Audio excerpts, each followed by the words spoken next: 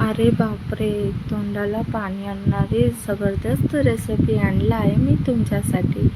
तर समजा आधी शिमला मिरची, कांदा, टोमॅटो, कोथिंबीर आणि शेंगदाण्याची बारीक केलेली पावडर रेडी ठेवायचं. मग एक पॅन घ्यायचं, त्याच्यात 2 चमचे तेल टाकायचं.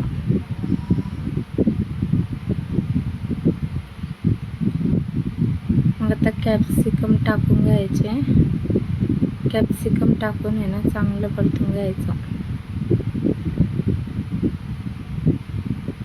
छान असं परतून घ्यायचं आणि थोडंसं मीठ टाकायचं. अजून एकदा परतून घ्यायचं. मग झाकून ठेवायचं 3 मिनटासाठी. मला नरम होतील ना, छान टेस्ट येते. मग चांगलं परतून झालं का ते काढून घ्यायचं. मग त्याच्यातच अजून 1 चमचा 2 चमचे तेल टाकायचं. मग जिरा मोहरी टाकायची.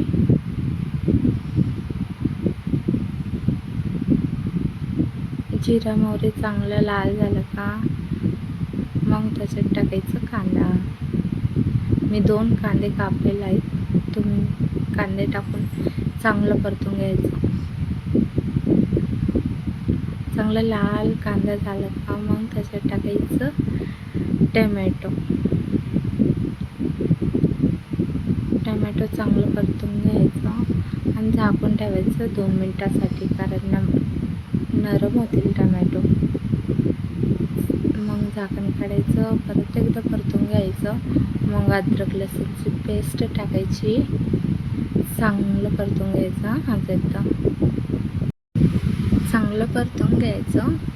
मग त्याच्यात आता घरचे मसाले, हळद, लाल तिखट, धनिया पावडर आणि गरम मसाला टाकून घ्यायचं. मग चांगलं परतून घ्यायचं. छान असं परतून घ्यायचं.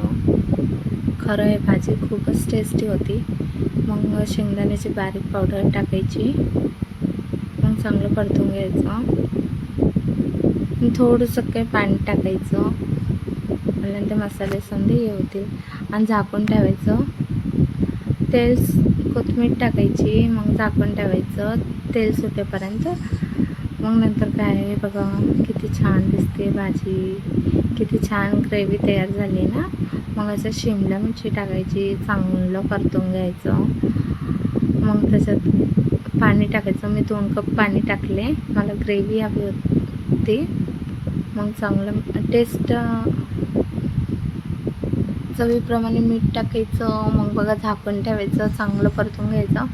बघा वाव, काय भारी दिसते ना भाजी. खरं तुम्ही एकदा करून खा, खूपच टेस्टी लागते भाजी. मग चांगलं परतून घ्यायचं. मग झाकून ठेवायचं 5 मिनटासाठी बारीक गॅसवर.